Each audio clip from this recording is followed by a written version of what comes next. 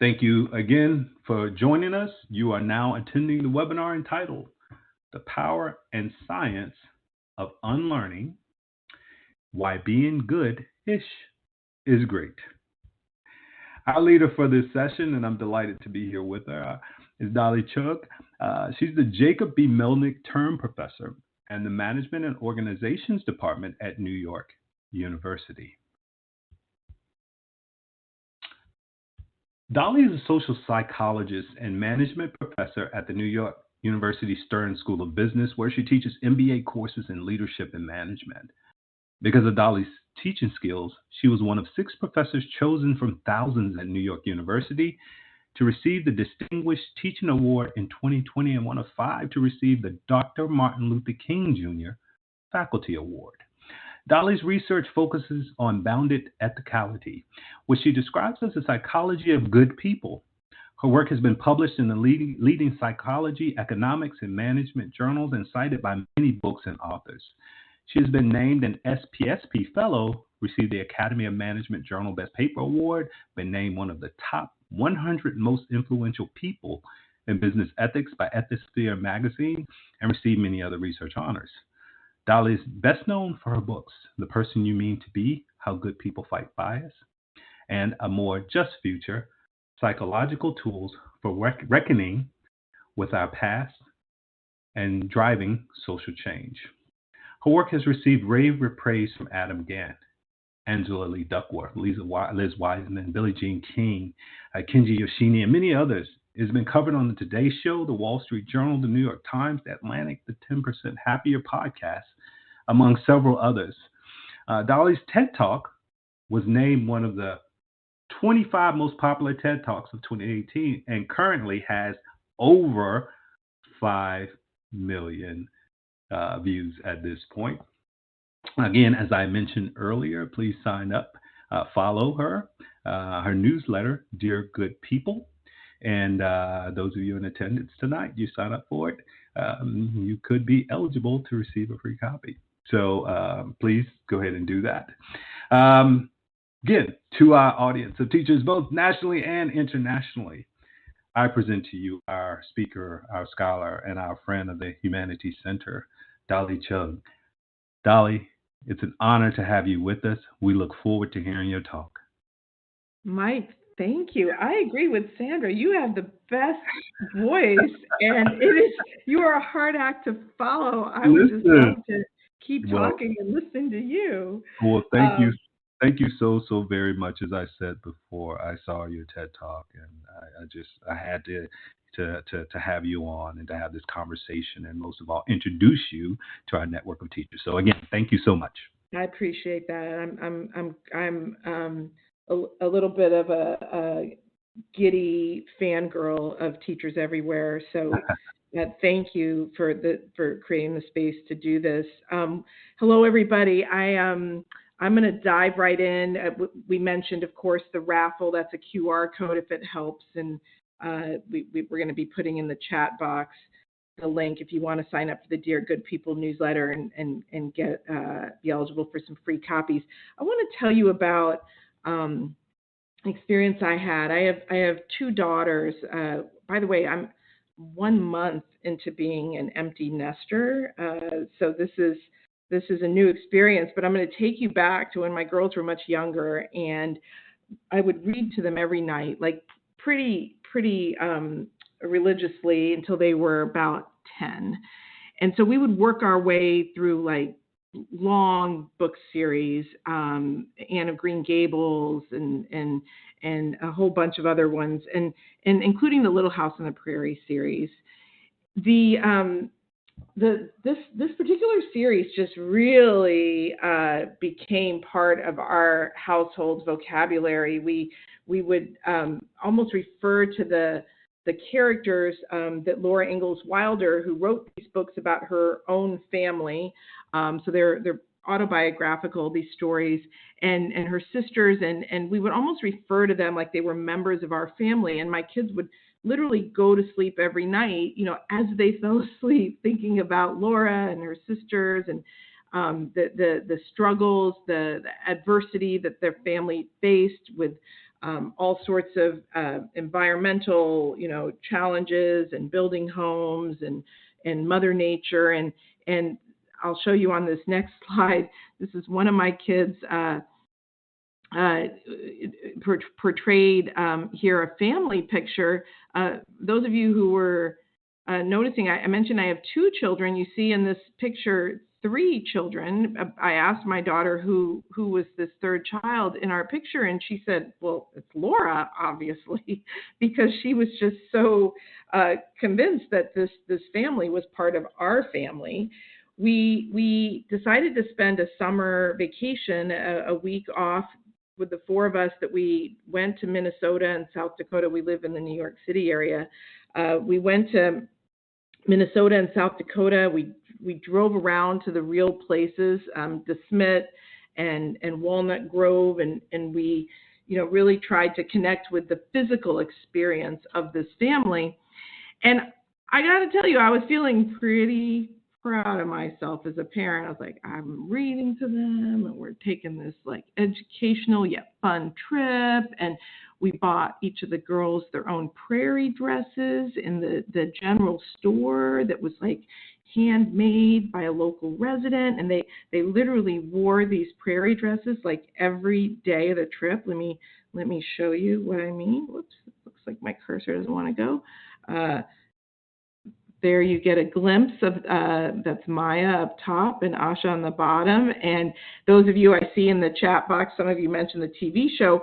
True story, neither of my kids had ever seen the TV show, and yet there must be this like primal reaction. If you've seen the show, the opening theme song shows the kids running through these tall prairie grasses, and I think it's a primal reaction. And it was about this moment under a beautiful blue sky, cutest moment ever, feeling smug. You can't see me, but I'm right now reenacting me patting myself on my back when it hit me as I looked at this land. And I suddenly, after a year of reading these books, said to myself, whose land, whoops, sorry, I did not mean to do that. Whose land was this before it was the Ingalls family land? And whose homes were here? And why hadn't I thought of this earlier when I was talking to them every single night about this family that was, in fact, a hardworking, loving family that emulated a lot of the values we're trying to teach our children? All of that was true. And it was also true that this land was taken from other hardworking families, and that this was part of the claiming of land that belonged to Indigenous people and communities and cultures and economies and rituals, and lives were lost.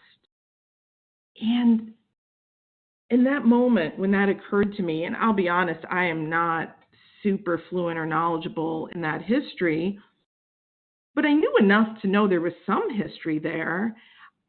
I had an opportunity to say something, to invite my kids into that thought process I was having and that conversation. And I'd like to tell you that that's what I did, that, I gathered them up and said, that's so great that we're here. I want to tell you more about this place we're in. I want to tell you more about what happened in the past.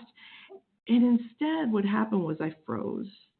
I completely froze. I was overwhelmed by emotions like guilt that I hadn't talked about it with them, like shame that I honestly didn't even know that much to share with them. I didn't have much to share, that all the narratives I knew were the narratives that were very consistent with this Wilder family, the Ingalls family, that this being their sort of destiny and their space, and that there were a few references in the book that were actually quite derogatory towards other races. And I just pushed the thought away. I didn't deal with it. And, we continued on our trip. We had a good trip. We enjoyed it. The kids talk about it to this day, now that they're in college. But as the years went by, I kept wondering, what was it that made it so hard for me to speak to my children in a way that gave them the benefit of the full story? Not taking away from the Ingalls family, but adding to the story so they could understand the full richness and the full complexities of our country's history. What was it that made it so hard for me to unlearn the narratives I'd been taught my whole life and offer to my children a fuller story, not because my teachers hadn't done right by me, but because we live in a system and in a culture where there's been more singular narratives in many of our schools, in many of our textbooks, and in many of our holidays, in many of our societal narratives. And those were things I had internalized and was having trouble letting go of in that moment. So unlearning becomes, in some ways, harder than learning. And to demonstrate that, I want to show you a little exercise. Now, we're going to all have to do this individually since we're not in the same room together. I'm going to ask you all to just do this either in your head or out loud wherever you are. When I get to the next slide, here it is. If you're able to distinguish the colors of the fonts on this screen, what you're going to do is say out loud the color of the font. And I will say them out loud with you so that we can all do it together and keep time. So on your marks, get set, go. Green, red, purple, green, blue, blue, yellow, blue, red, purple, green, yellow, red, purple, yellow. Fantastic. Let's keep going. Now you're on your own. Color of the font. I can't see you and I can't hear you, but I'm guessing you're experiencing something different on this slide than you did on the last slide. So I'm going to add a little question in the chat. I love it. You guys are getting the colors in the chat box. I'm going to add in the chat right now. Thank you. Keep going. I see you going. What happened on the second slide? Could I invite your comments in the, Sarah says, how confusing. Thrown off by the wording instead of the color. Much more difficult. So hard. Fun. Some of you are still going. I leave it to educators. They don't quit. It was difficult to process. Some of us have done this activity before. This is called a Stroop task. It's a classic. Started in 1935. Had to do a lot of thinking. So could I invite in the chat box, maybe I'll jump into, I saw one of the comments here. I read it instead of seeing the color. Exactly. So as we experienced with the Stroop task here, we had two competing tasks to do. The distinction of the color is one task, and then, thanks to an educator somewhere, the processing of the words, reading, was another automatic task. And so these two competing tasks conflicted in the second slide, and as one of the comments says, we had to unlearn the pattern from the previous slide. In fact, it was even harder than that. We had to unlearn reading. That in this moment, something that was as, for many people, effortless and automatic, and that you can't even stop your brain from detecting that is a letter R, that is a letter E, and that is a letter D, and together they make up a word red, and that word red is different than the color of the font. Everything I just said happened in a split second. I share the Stroop task with you because it shows us some of the challenges of unlearning something that is ingrained, something that feels effortless. That unlearning is, again, in some ways harder than learning something because it's a two-step process that is not beginning with a baseline. It's beginning with something we already know and need to let go of.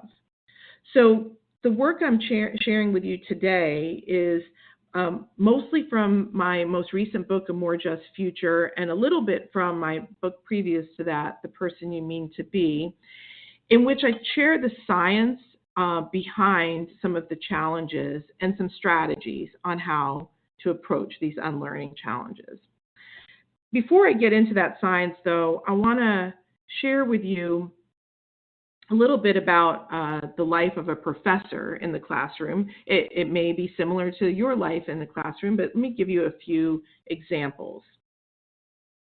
So, teaching assistant observes that the professor is more likely to call on men than women, more likely to interrupt women than men.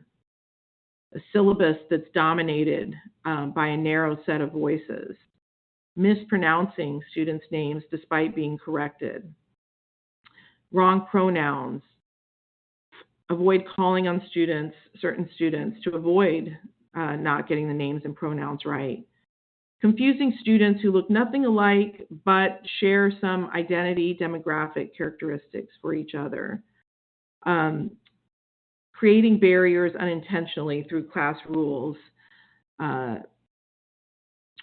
Student makes a racist comment in class. Professor fumbles on how to respond. Student is visibly uncomfortable with an assignment, not recognizing, and the professor doesn't recognize that this is a trauma response. Thank students who've put in extra time on behalf of the full class, forget one student, the only Black female student in the group.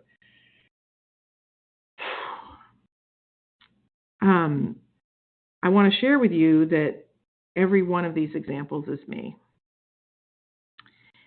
And I share that with you with humility. I also share that with you with vulnerability and trust. And I also share with you that I couldn't make this font any smaller. I probably could have made this list longer. There are more examples. So what I want you to reflect on, and you're welcome to share in the chat, but more importantly, I would like you to just reflect on it internally, is what does a day in the life of an educator look like for you? Are there any moments that you've had that make you cringe a bit? That when you heard my examples, that maybe there was something there that resonated, or a mistake you've made in the past, or if you can't recall any mistakes you've made that you've seen others make in the past. And most importantly, with those mistakes, what was your reaction upon realizing it? These are the kinds of moments that bring up the opportunities for unlearning, and that we're going to hone in on as opportunities to apply some of the tools that I'm going to share with you today. All right. In order to get into those tools, we're going to hold in our mind the reflections that you've offered yourself as opportunities for learning. I want to share with you a video. Mike's going to help me out with this. I'm going to share with you a 2.5-minute video, and then we're going to talk about that in the chat.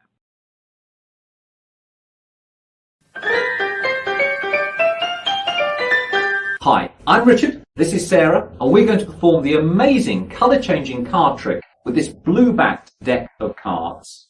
Now the idea is very simple. I'm just going to spread the cards in front of Sarah and ask her to push any card towards the camera. Right, okay, let's see. I'm going to go for this card here. Okay. Now Sarah could have selected any card at all from the deck, but she selected the card which is now face down on the table. And what I'm going to ask her to do is show us which card she selected. Right, so the card that I chose was in fact the 3 of diamonds. The 3 of diamonds, okay, an excellent choice. That card goes back into the deck. Now I'm just going to spread the cards face up on the table. Do a little click of the fingers, and you'll see that Sarah's card here has now got a blue back. Not particularly surprising. What's slightly more surprising is all of the other cards have got red backs. And that is the amazing colour-changing card trick.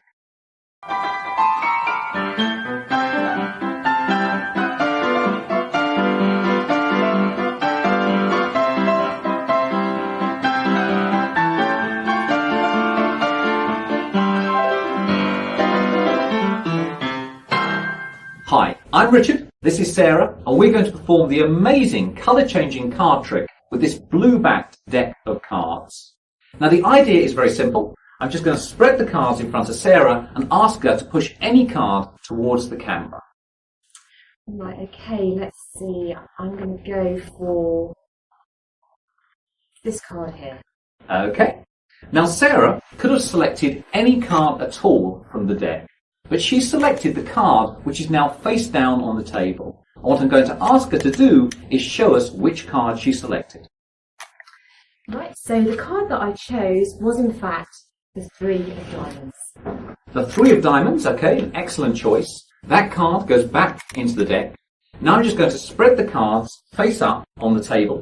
Do a little click of the fingers, and you'll see that Sarah's card here has now got a blue back. Not particularly surprising. What's slightly more surprising is all of the other cards have got red backs.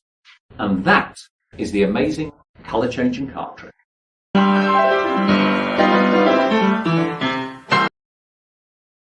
All right. So, why don't you drop in the chat how many changes you saw the first time through? There were 4 total changes. How many did you see the first time through? It should be a number 0 through 4.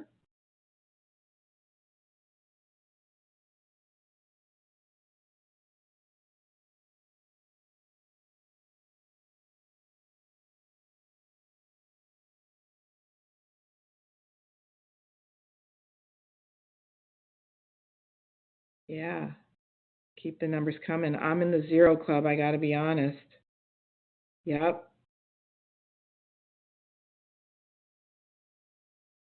Awesome. So my very quick statistical analysis says, I'm being facetious here, 1.2 changes on average across our group. So we, despite watching the video with our full attention, didn't see things that were right in front of us. And so I'm curious, and I'm gonna add a little question prompt here in the chat. Make sure if you didn't see it come through, just scroll up a bit. What made the changes easier to see the second time through? What made the changes easier to see the second time through?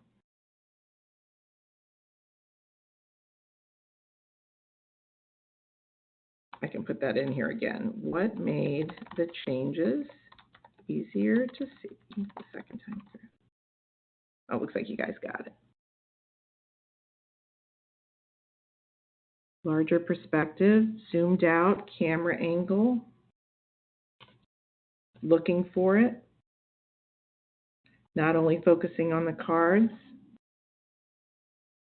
Yeah.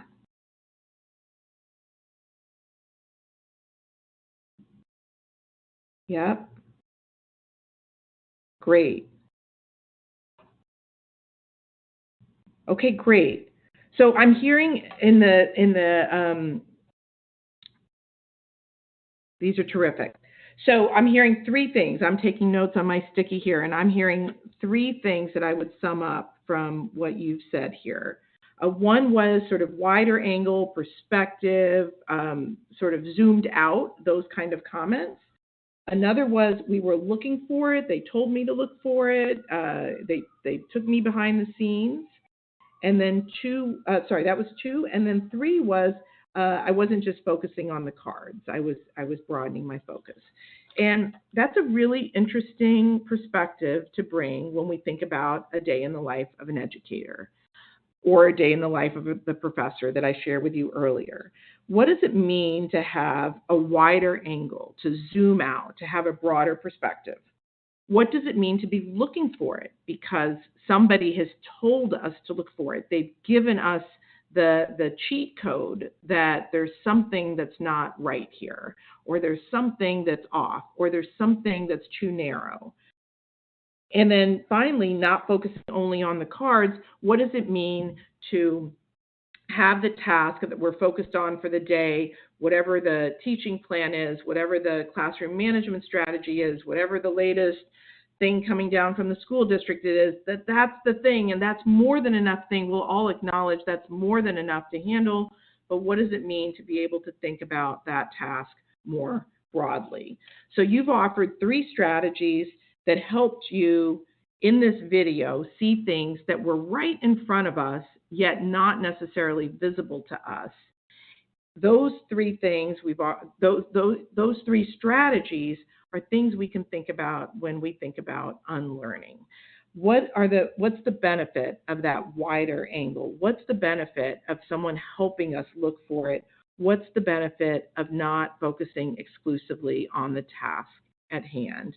And what are the ways in which that can sort of challenge this tendency we all have as humans? It ain't so much the things we don't know that get us into trouble. It's the things we know that just ain't so. A lovely articulation of unlearning. So I've thrown a lot at you all at once. We've gone down to Little House on the Prairie. We've done the Stroop task and experienced firsthand the challenges of trying to unlearn reading. We've gone into a day in the life in a professor's classroom, my classroom, and seen the number of ways I've experienced my own challenges in trying to unlearn biases, unlearn habits, unlearn tendencies I have. We've asked you to reflect on your own experience as an educator, and then we've taken a look at some tools through a funny video, but a funny video that gives us insight into 3 things that can be really helpful when you are trying to unlearn something. Mike, I think it's a good moment for me to pause here before we launch into a little bit of the science and see if there's any questions that we want to take now. Good deal. Thank you so much. And I'll go ahead and reiterate to our audience, if you should have any questions, please feel free to drop them in the managed Q&A chat, and I will retrieve them for our speaker at the appropriate time. I know you all were engaged in responding to her questions earlier. I surely was, but I encourage you all as we move ahead, please drop your questions there. Maybe in a few in the audience chat, it was moving kind of quickly, so I'll scroll back through that and look. Yeah, I'm looking through it too. But otherwise, we're fine to move ahead, and I think super. We're doing well on time. Okay, fantastic. And these are really thoughtful comments. I'm reading as fast as I can. Yeah. I just love it. Thank you for all the engagement, everyone. Okay, so feel free to get your questions in the chat if they do come up. Not in the chat, wrong, in the managed Q&A window. And I'm going to start bringing some of the science into this conversation. So we're sort of in touch with the challenges of unlearning. The picture you're looking at now, this is Nobel Prize winner Danny Kahneman. He is one of many, many scientists. In this picture, he's accepting the Nobel Prize. He's one of many scientists over the last 50 years that have really helped us get clearer on how the human mind works. And if I were to sort of oversimplify his work and the work of many others, it would be captured by this one useful study. In this particular study, it said that if in the snap of a finger, so I don't know if you'll hear it, but I'm going to snap my fingers like that. In that snap of the finger, we each had 11 million thoughts. 11 million. Now, I know you're at the end of a long day, or you may be in the middle of a long day. You may still have much more ahead of you. So you may be thinking, I don't know, 11 million seems like a lot right now. But what I mean to clarify by thoughts here is little t thoughts. Like the kind of thoughts I was referring to when we were trying to not read the word red. That was a thought. It was happening automatically and effortlessly in your brain that you were reading the word red. And the number of things that are happening in every instant, snap of the fingers again, that, for example, that you, if you're looking at a computer or an electronic device, that you know which way to look, that you are in whatever, if you're standing, sitting, lying down, whatever you're doing that without necessarily thinking how to do it. Maybe you're perceiving the temperature in the room. Maybe you're perceiving the feel of the clothing on you. Maybe you're hungry. Maybe your body's digesting something right now. All of those things are thoughts that are happening outside of our awareness. Perhaps you've experienced when you've had a busy day at work and then you head home. Perhaps you drive, public transportation, walk, bike, whatever form of transportation you take, and you get home, you walk in the door, and I've had this happen where I walk in, I've turned the key, and I go, I do not even remember the commute home. Like, I take the subway.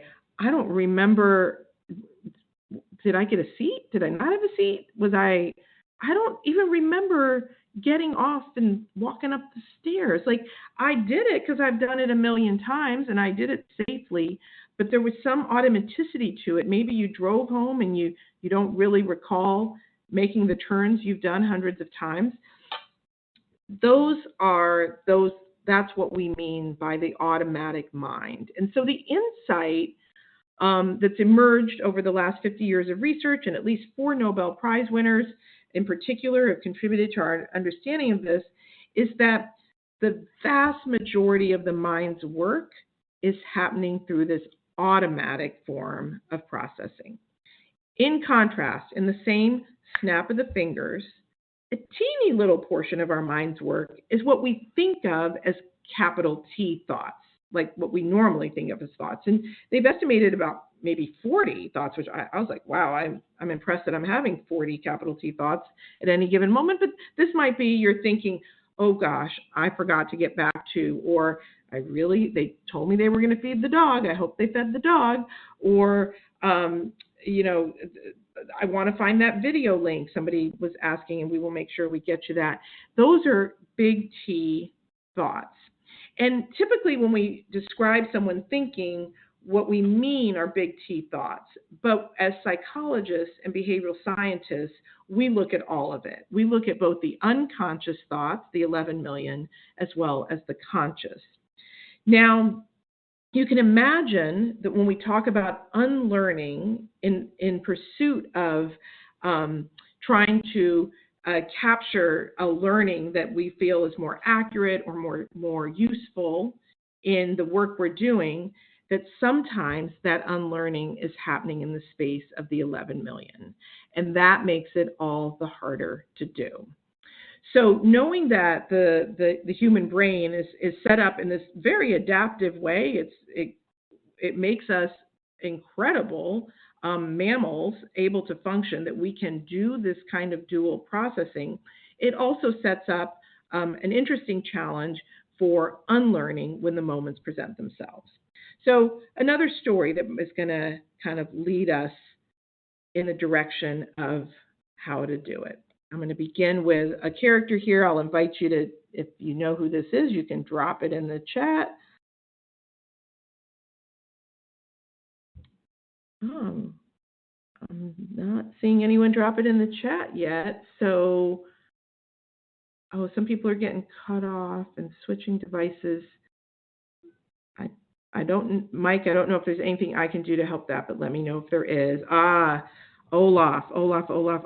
Yes. So some of you are referring to the snowman from the movie Frozen, the Disney movie Frozen. This is the character Olaf.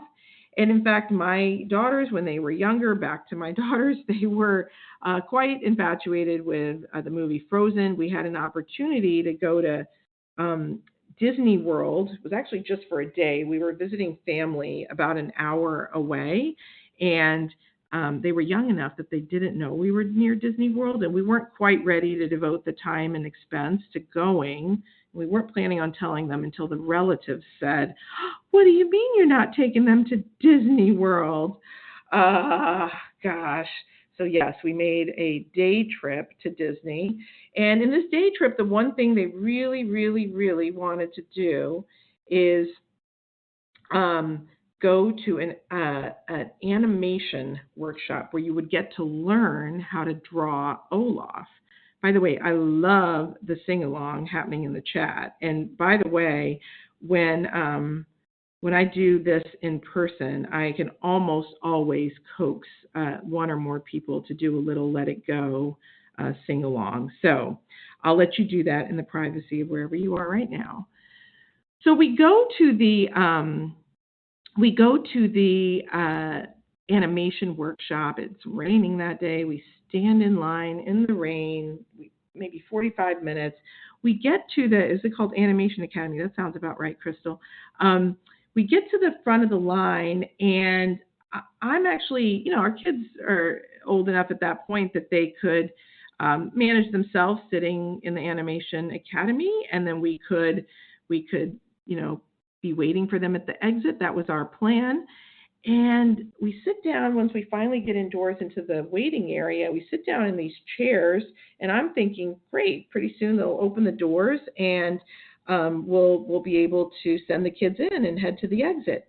And instead, out of nowhere, a seat belt straps me into this chair that I think is just a waiting room chair. And before you know it, the chair is moving, and I'm being like it's a ride all of a sudden. I'm literally now in a different room in the front row of Animation Academy. I am sitting just a foot or two away from the instructor, a real-life Disney animator, and soon it's going to be my task to draw Olaf.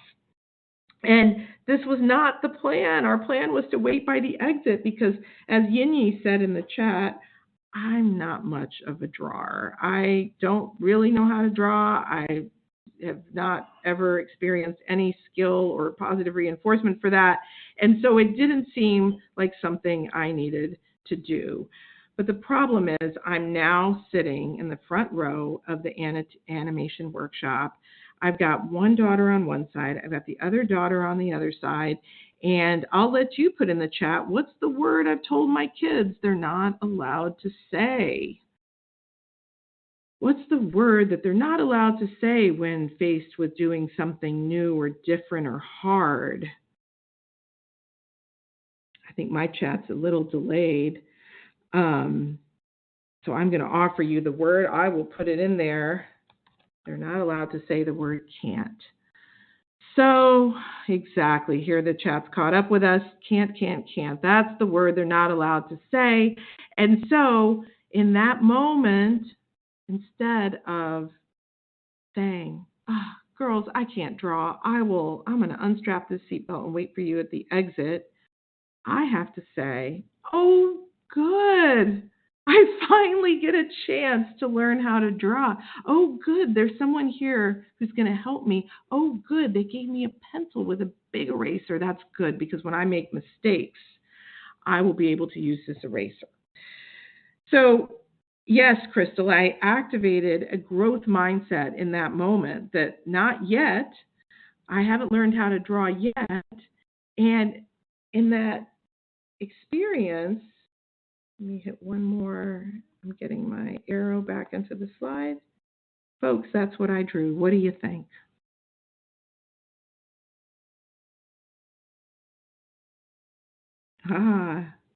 Yeah.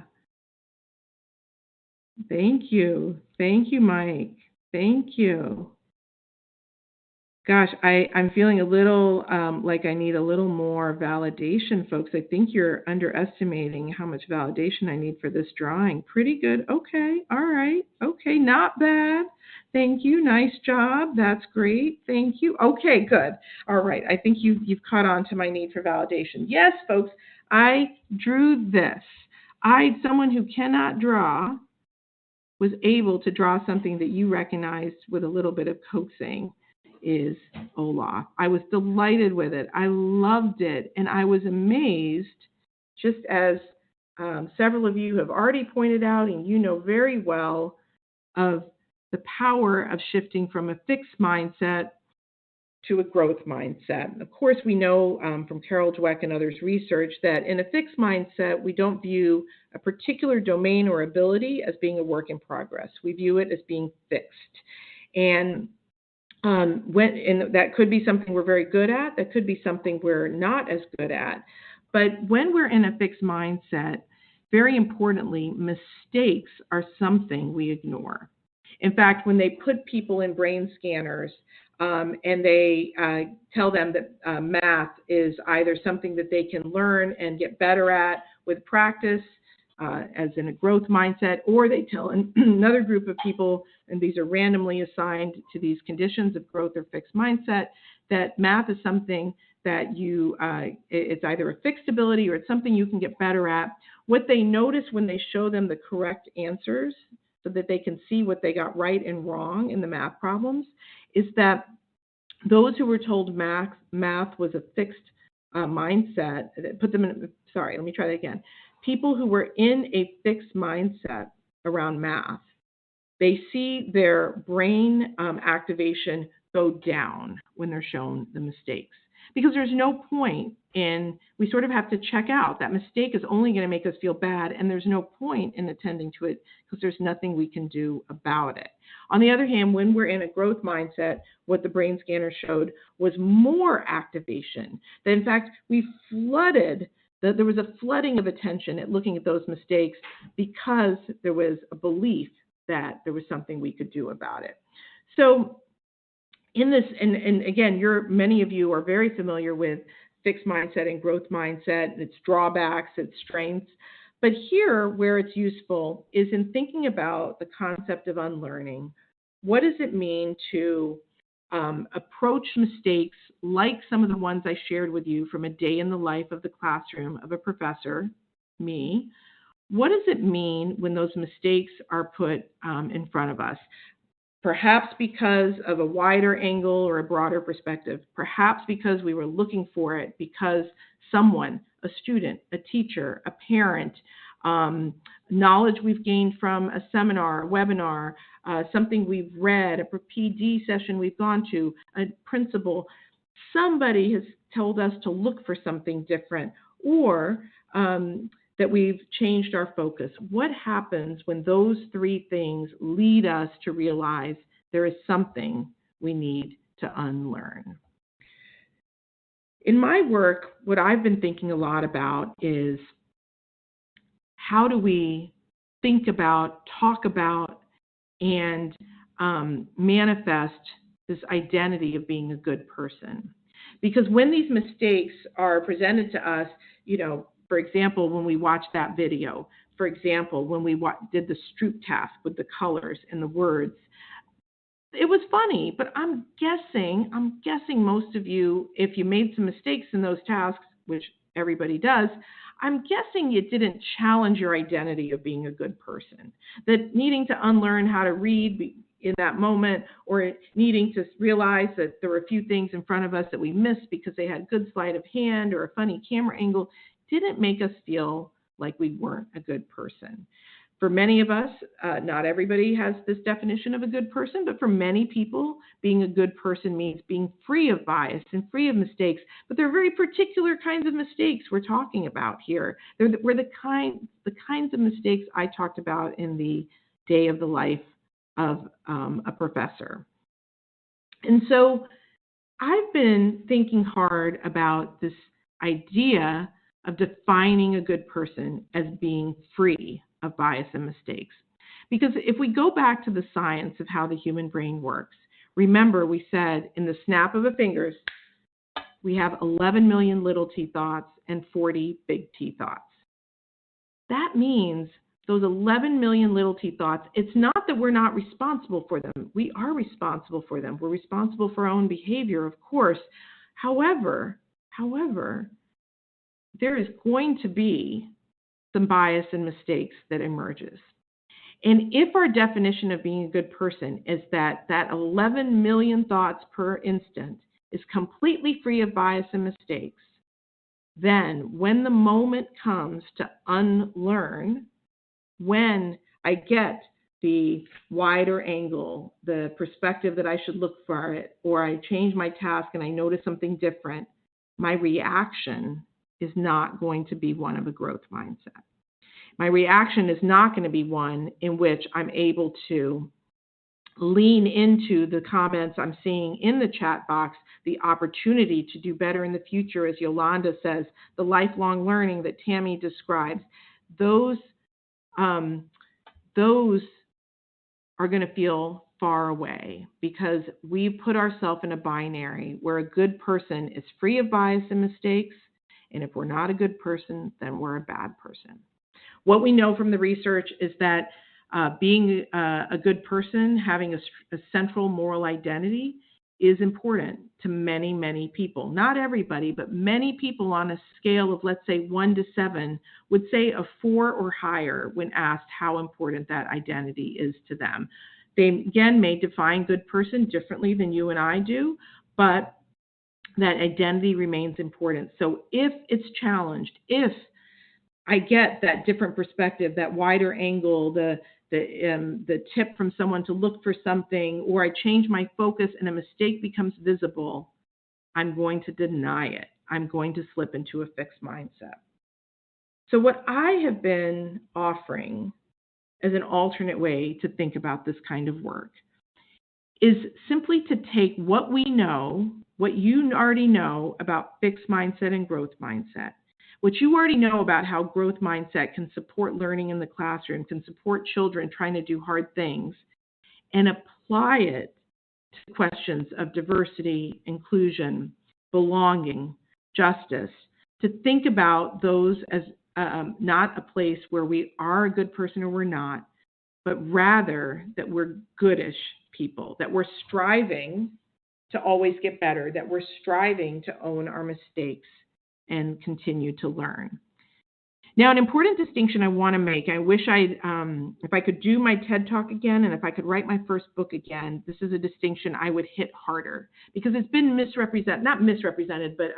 misunderstood a little bit in the media. I want to be clear that I'm not suggesting goodish person as a lower standard than good person. The distinction here is not one is lower or higher. It's that good person is the fixed mindset and goodish person is the growth mindset. And in fact, what I would say is that a growth mindset is a higher standard. Being a goodish person is a higher standard because when you're in the fixed mindset, you do what you did with the people in the brain scanner and the math problems. You just check out. Or what the research on mindsets shows is that when people are in a fixed mindset and they face challenges or mistakes, they tend to quit sooner than those in a growth mindset, persist less, cheat more, blame others, and deflect responsibility. So none of those things serve us well in the day in the life in the classroom. So what I'm offering is the perspective that as we strive to be lifelong unlearners, being goodish in a growth mindset is a path towards always being better than we were before. And what that means is that things that I know now that I didn't know last week, last month, last year, last decade, it's not a source of shame, it's a source of pride and growth. That moment on the prairie was a moment where I leaned into my good person identity rather than my goodish person identity. I turned the dial towards fixed mindset instead of growth mindset. There was a moment there for me to own the mistake of what I didn't know and to partner with my kids in trying to learn more rather than simply shutting down that part in my brain. This is sometimes what I refer to as confusiosity, this idea that I'm confused, I don't really understand what I've done wrong, someone's pointed something out to me, or I've made a mistake and I don't know where it came from, or I'm so embarrassed, I can't believe I just did that, but I am curious about how I can do better. Confusiosity. Now, I'm going to pause here. I don't think I see questions in the Q&A, but I just want to create space for that before I go into our next segment. Yeah, I think we're fine to move on to the next segment. Okay. I'm looking at Cindy's response. Her question is, okay. So is nothing absolute? So is nothing absolute. Cindy, could you offer one or two sentences more so I can better understand? Yeah, if you can clarify that. And we can, Dolly, we can come back to that. Okay, we can come back to that. Yeah, we can come back to that. Cindy, if you want to expand on that, feel free, and we will come back to it. But yeah, we're going to move ahead. Thank you. Okay, super. All right, great. So what I want to dive into now a little deeper is we've established some foundational work around mindset, around unlearning and what it is. And now I want to offer, start moving into some tools for unlearning specifically, particularly unlearning that has to do with our nation's complicated history. So to do this, got a couple of fun things to set us up. So there's an expression, you may have heard it on social media or elsewhere, when you say, I was today years old when I found out, meaning this was something I had no idea was out there, and maybe other people knew it, but I just figured it out today. Like, here's a funny one I saw on social media. I was today years old when I learned that baby elephants suck their trunks for comfort, just like baby humans suck their thumbs. Oh my gosh, how cute is that? I had no idea. I was today years old when I learned that. Here's another one. I was today years old when I found out that the division symbol is just a fraction with dots where the numbers would be. I know there's some math teachers on here. If that's something the math teachers already knew, well, I sure didn't. I was today years old when I found out that. Let's keep going. I was today years old. Here's another one. I was today years old when I found out if they were all alive today, Martin Luther King Jr., Anne Frank, and Barbara Walters, the journalist, would all be the exact same age. I do have a slide. Some folks need a reminder. Barbara Walters was the original host of The View and a famous journalist even before that. She died in the last couple of years. I had no idea. This one, and I know some of you are Googling it right now. Bless you. Go ahead. I did it multiple times because I said this cannot be true. And yet, yes, on 2020 as well, Jason. So a few of you are fact checking me on that, and I appreciate that. We were all today years old. So now there's something that's coming up for us in sort of how we think about the past with this one. I'm going to do another one. I was today years old when I found out that all these people listed, all these names listed behind Thomas Jefferson were people he enslaved. While he was writing visionary words for our country, while he was helping us think about the possibilities of a democracy, about freedom, about liberty. Now, I did not know this when I was growing up. As an adult, I became aware of it, and I was, the equivalent of today years old when it became visible to me. Now, some of you, many of you may know this. Some of you may not. And when we think about this kind of today years old knowledge, instead of the elephants and the division symbol, it feels different, right? It's like the difference maybe between the funny video with the card trick and the day in the life in the classroom. And so we realize that unlearning requires a different set of tools, that when we're talking about things that relate to something that we view as central to land of the free, home of the brave, to a country I will share with you I love very deeply. My parents immigrated to this country, and I grew up thinking and believing this is the greatest country on earth. There may be a range of views on this call, but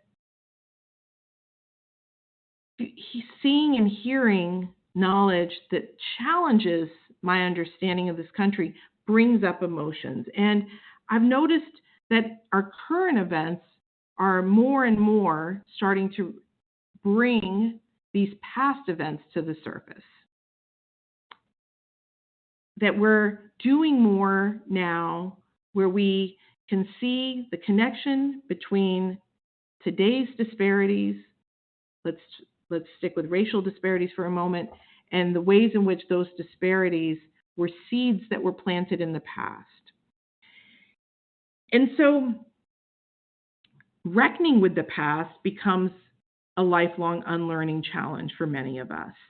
If we weren't aware of some of the complexities in our nation's history, If, for example, with me and the Little House on the Prairie, if I'm struggling to reconcile the narrative that I grew up hearing, that I passed on to my own kids, with the fuller narrative of the millions of Native Americans who lost their lives, how do I reconcile and unlearn that?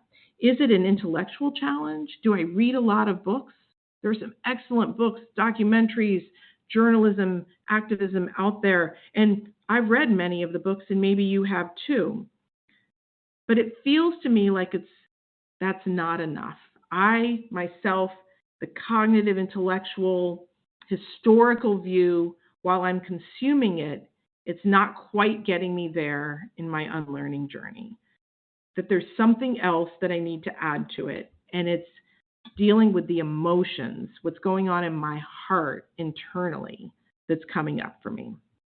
And that's where the work of psychologists like me can be really useful. Now, I want to be really clear, and boy, I should have said this earlier. I am not a historian. I am not a history professor. I'm not a history teacher. To be totally honest, I can't even claim to be a history buff. But I've had this growing interest that started with that moment on the prairie of realizing that there was this space that I needed to begin to dive into. And so the space where I felt like I could help was in bringing the work of my field of psychology into the conversation, that the work of unlearning can't only involve our heads, it will also need our hearts in order to do it. So in A More Just Future, the book that we referred to earlier, that the paperback is coming out this month. In fact, this is a good moment for me to put the raffle information back in the chat. There it is. In A More Just Future, I offer some specific psychological tools that help us do that unlearning. So what I'm going to do in the time we have left is I'm going to go into just a couple of those tools. I'm going to go through them pretty quickly, but I want to give you a taste of what I mean by psychological tools. So first, let's start with the tool of seeing the problem. I'm going to put up something that some of you may recognize. You can jump into the chat if this visual means something to you. Give you a moment to do that and share with you that the tool of seeing the problem is the task of distinguishing nostalgia from history. Nostalgia from history. Nostalgia refers to a sentimental flavor of history. It's something that is about the past, but it usually connects to our social identities in some ways. And what researchers who study nostalgia have found is that when we are experiencing nostalgia, we actually see a difference in our sense of pride in our collective identities. We feel a greater sense of belonging. In fact, when things are difficult for us, we reach for nostalgia. If you look at almost any industry out there, travel, sports, fashion, technology, you will see a sub-industry of nostalgia, that there is big money to be made in bringing people back to memories, to bringing people back to things from the past. Now, that doesn't mean that everyone's memories were always positive, but sometimes even things that weren't positive still bring up a sense of nostalgia. I love that many of you are sharing what was in your Viewmaster. For those who aren't familiar, the little round disc that's in this toy called a Viewmaster is something that has what we would now call like a digital slideshow. And you would click through with the little blue button to see the images, and people are remembering what was in their Viewmaster, national parks, Disney characters, birds, different things would show up in these discs. Now, depending if what generation you fall into, this might be something that brings up nostalgia for you. But the idea is the same, that we've got things from the past that bring up this warm feeling. And not only is it an economically powerful thing to evoke nostalgia, it's a psychologically powerful thing. That nostalgia is useful. We're not against nostalgia. I'm not trying to kill our nostalgia joy. I love it just as much as everyone else, but nostalgia is not history. Clint Smith describes history as what you need to know. Nostalgia is what you want to hear, is the distinction. Now, the challenge is, because so many things in what we've learned about the past are more nostalgia than history, we sometimes experience something that I call belief grief when we have to face facts that contradict a deeply held belief we had. When, going back to the three things you said, we have a wider angle, we're looking for something, or we change our focus, as you talked about in the video, it can lead us to some emotions that can feel like actual grief. So seeing the problem, our first tool, is recognizing that this is a natural reaction, that nostalgia is seductive, it feels good, it's a natural human craving, but it's not the same as history. And we're going to have to ride a little bit of an emotional roller coaster in order to make the distinction. That's our first tool, see the problem. Our second tool, embrace paradox. This one came up for me. I was interviewing for the book, A More Just Future. I was interviewing the former mayor of New Orleans, Mitch Landrieu. And he became nationally known when he decided to basically risk every bit of political capital he had in an effort to bring down Confederate statues and monuments from public land. And I wanted to interview him to understand his decision to do this. And we were speaking on the phone. I was able to kind of they were like, okay, you can have 23 minutes with him between meetings. I was very pleased that I was able to get that phone time.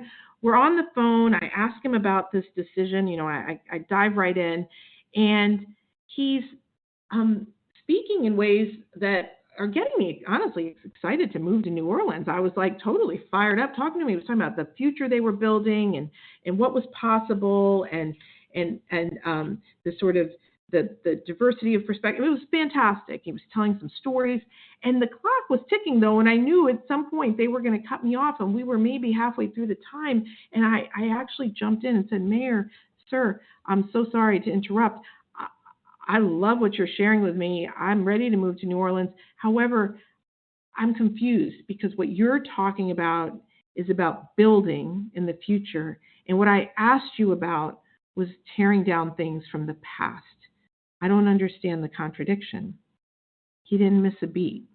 He said to me, sometimes we have to live in contradiction. And that's when it hit me that, oh my gosh, absolutely. Sometimes we have to live in contradiction. That there's a whole body of research from behavioral scientists about paradox. Paradox is when two things that appear to contradict each other are both true.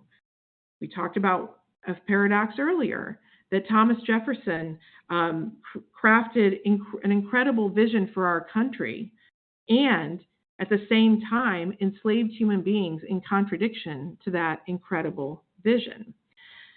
What we know from the science about paradox is that we can, just like we can activate a growth mindset by telling ourselves that something is malleable, that we can be a work in progress, we can do the same thing with a paradox mindset. We can tell ourselves that it's okay if something doesn't reconcile with something else. That instinct we have to straighten the picture on the wall, we can let it go. And when we do that, our brain can embrace paradox. And what the research shows is when we embrace paradox, we learn more, we're more mentally agile, we're more cognitively flexible, we're more open to experience, we're more tolerant of ambiguity, we engage in more complex thinking, more creativity, and we're more resilient. Now, I think we'd all agree that we could all use a little more of all of those right now. I'll take what she's having, so to speak. So the paradox mindset becomes the second psychological tool that's available to us when we're trying to unlearn. If on the prairie I had accessed a paradox mindset, I could have sat with the reality that yes, there's information I've shared with my children. It's a narrative. It was true for that family. And at the same time, there were people who were suffering because of what that family was part of. I could have embraced the paradox instead of resisting it.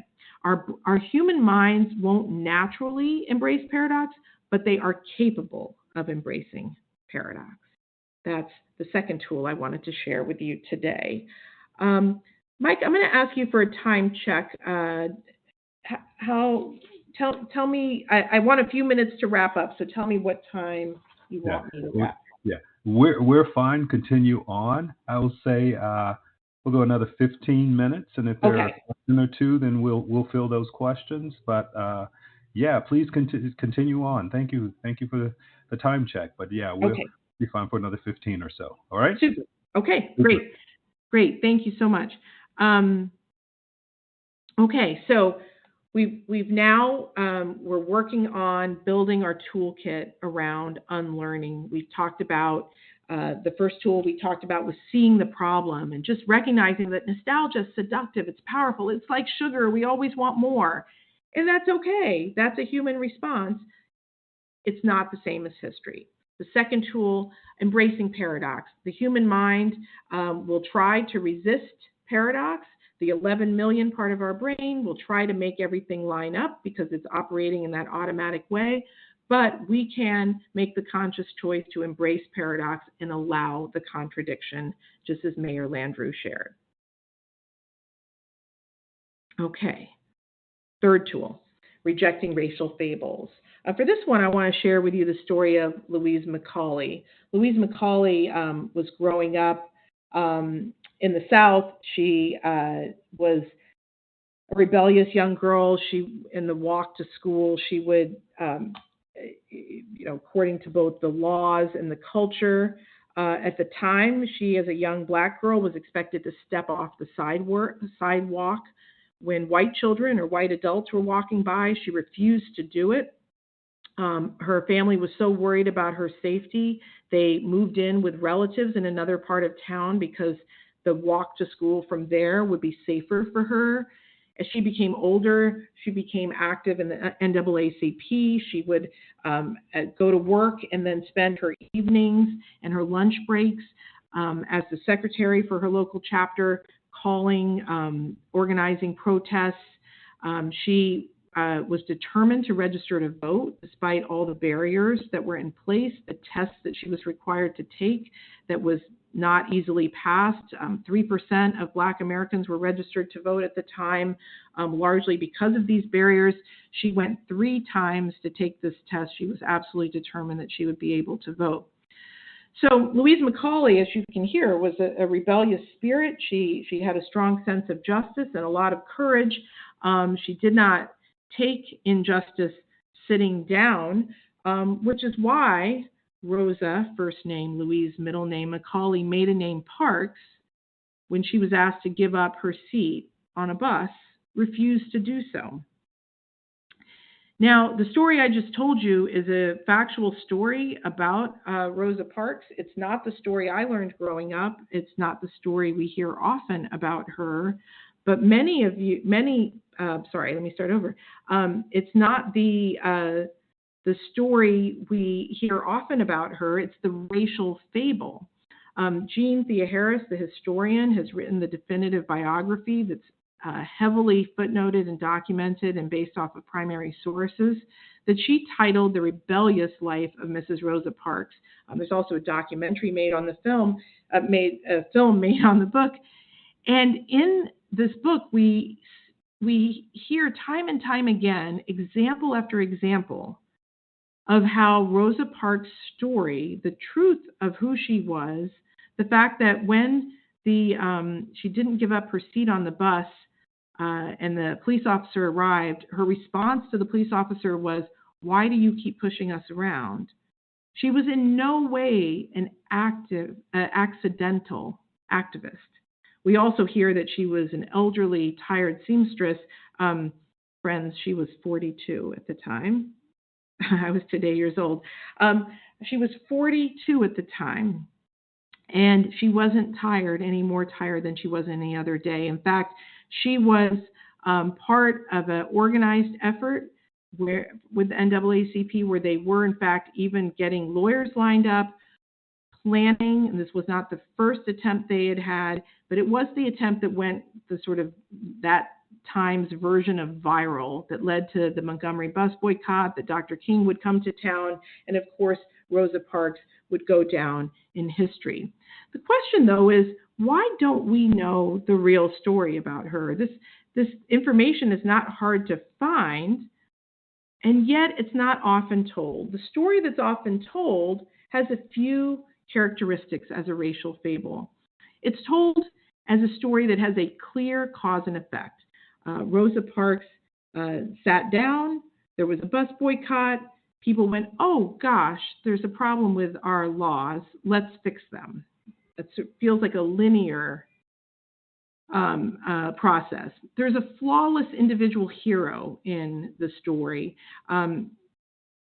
Claudine Colvin is the one Tiffany Jackson is referring to in her comment. A flawless individual hero where this individual, as opposed to a group of individuals and individuals that came before her, like Claudette Colvin, that they're operating alone as opposed to part of a concerted effort where sometimes there is success and sometimes there isn't. Because in a racial fable, the good guys always beat the bad guys. There's no attempt that fails. There's no plea for justice that goes unheard. Whoops, sorry, went too far. So racial fables offer us something that's like nostalgia. There's something comforting about it. There's something sweet about it. And yet they don't give us a true sense of how change happens, that we end up understanding, having a mental model of change that's grounded in something that feels like it's more of a sure thing, that it's more polite and accidental and individual. And as a result, it raises a question of what or who are we dismissing today, because it doesn't match our fableized vision of how change happens. So our third tool is the rejection of racial fables, trying to notice them, learn about them, and then unlearn them, because the racial fables set us up to misunderstand the seeds from the past and how they've grown into the disparities of today. And the fourth tool I want to share with you is one that's grounded in work that some of you may be familiar with. Again, work that I know there's lots of perspectives on, but the idea of building grit. But here I want to apply grit in a different way. Some of you may recognize George Takei on this slide. You may be a fan of the original Star Trek or of his book, They Called Us Enemy, his Broadway show, Allegiance. Or you may just follow him on social media, where he's quite active and vocal. He's somebody who's been a celebrity in the public eye for about 50 years, which is rather extraordinary. I had the opportunity to interview him because I wanted to hear about when he was a child. As some of you may know, when he was 4 years old, there was a knock on his door, and his parents opened the door, and he was with his family taken to what they called internment camps. This was during World War II, and the president had issued an executive order that all Japanese Americans were to be imprisoned. They didn't use words like imprisoned, but that's what it was. They were removed from their home. They had no choice. They left behind their home, their businesses, their bank accounts, and their freedom. And he, like over 100,000 others, spent several years of his childhood living in an internment camp far from home. And when I spoke to him, I was really interested in the fact that he is so actively involved in this country's democracy, that he is so actively patriotic. And I wanted to understand where that came from. For somebody who firsthand experienced such that he was in prison for a crime that was never committed, along with so many others, that he had still come to a place of feeling love for this country. And when I asked him about it, what I heard, by the way, he sang, somebody asked, when did I interview him? It was during COVID. It was like 2020 or 2021, perhaps. And it was a phone call. And when I answered the phone, he knew I was going to be calling because it was set up in advance. He sang "Hello, Dolly" to me. It was like an unbelievable life experience. But as he spoke to me, I kept hearing in his descriptions of his love of country what Angela Duckworth, the psychologist, calls grit, passion and perseverance in pursuit of a meaningful long-term goal. That he was demonstrating grit in a domain that I had never thought of it. I had thought of grit as, when we have to do something hard, like learn to draw, or we have to do something hard, like deal with a health situation.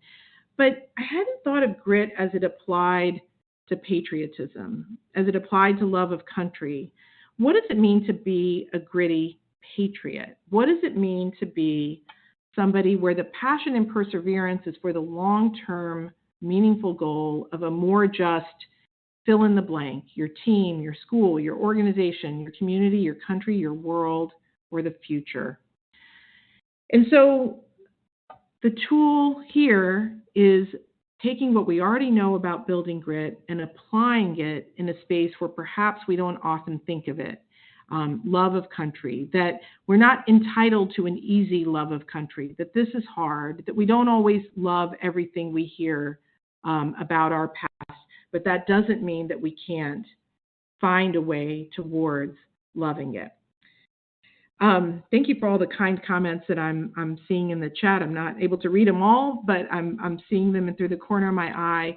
What I just shared with you is 4 of the 7 tools that I offer in A More Just Future as a psychological toolkit on how to unlearn and reckon with our nation's complicated past, with the hope that we're not just striving to be lifelong learners, but also as goodish people in a growth mindset, we strive to be lifelong unlearners.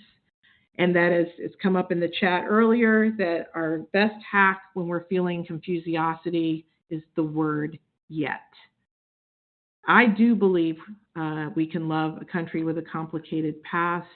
I do believe that much is possible if we think of ourselves not just the home of the brave, but the home of the gritty, that yesterday's seeds will help us understand today. And so I'd love to close in the last couple of minutes I have with you and give you the epilogue of that little house story.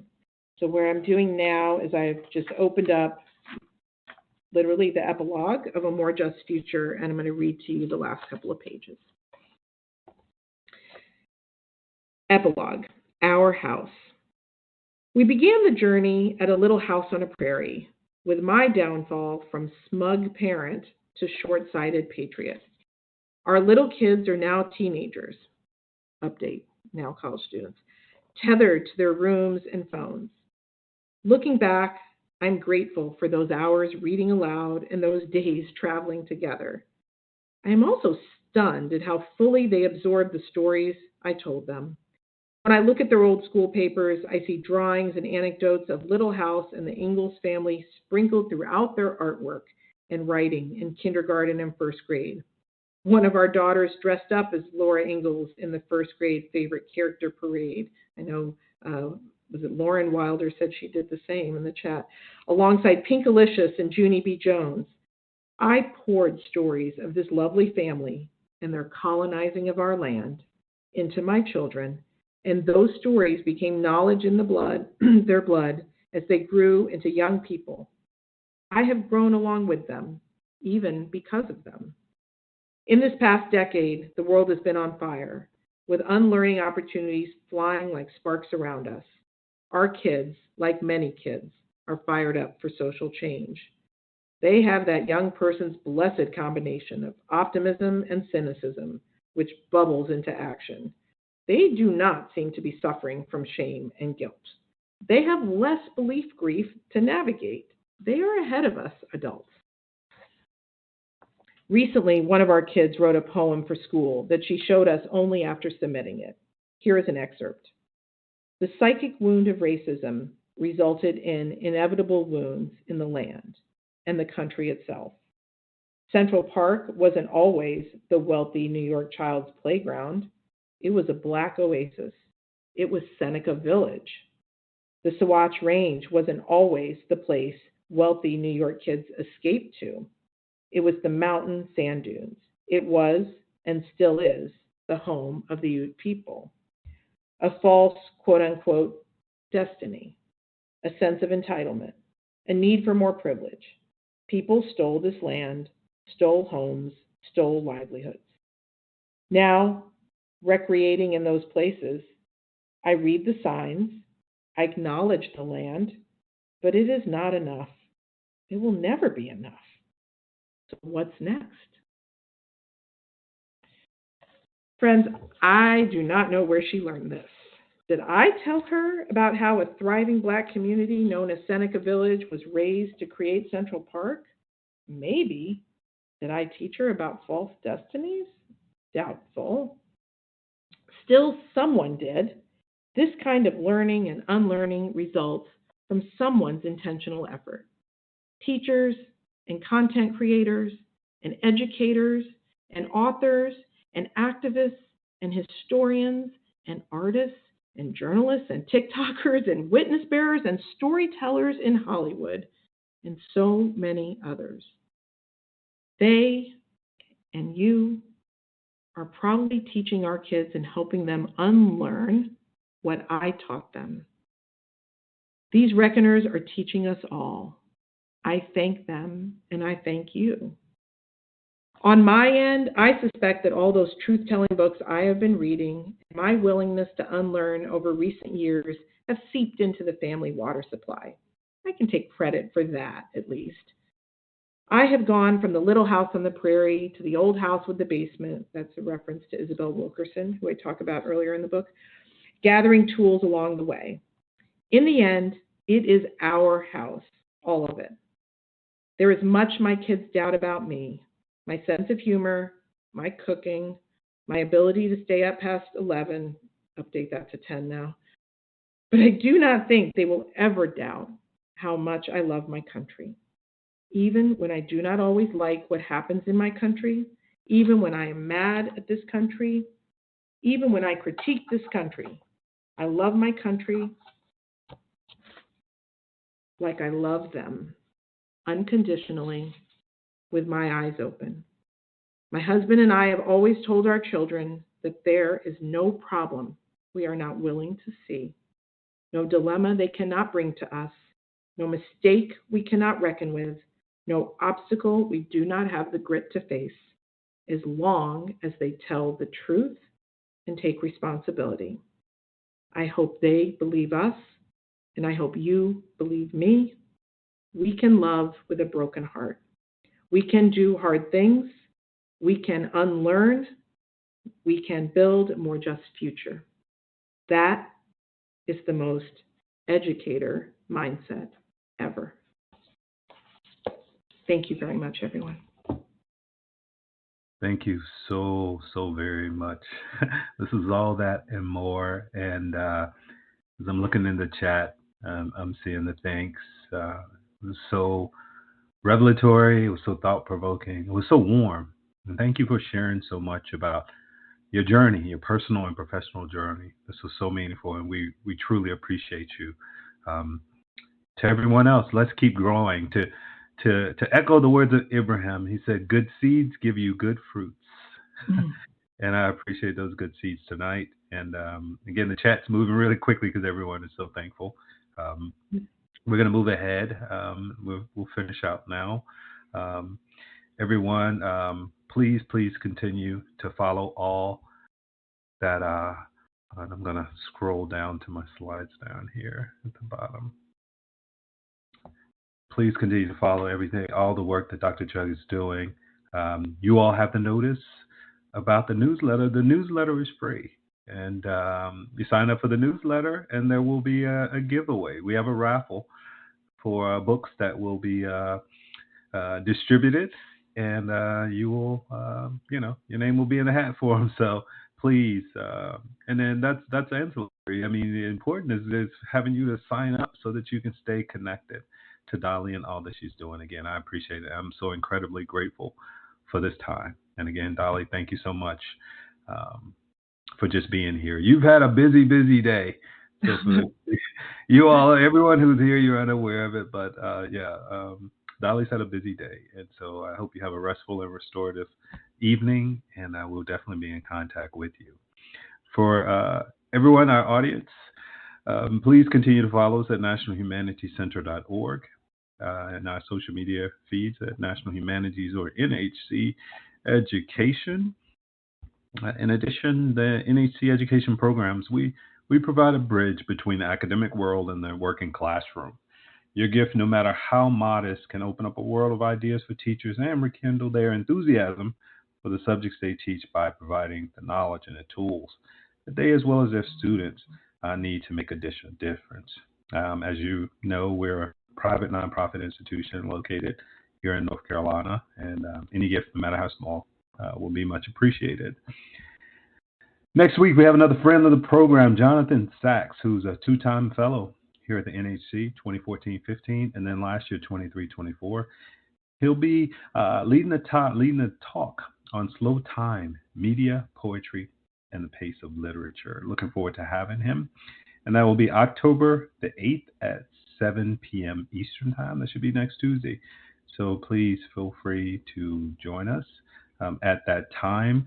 Thank you all for the questions. Again, we're a little over time now, but please join us again. We're looking forward to it. And Jason, I see your comment. Hope you in North Carolina are recovering from Helene. Thank you for your thoughts and your concern. There's a lot going on in the mountains right now. The recovery efforts are still underway out there, and they're in our thoughts and prayers. So we wish them all well. Everyone have a good night. We will see you all the next go round. Take care, be well, and happy weekend. It's almost here.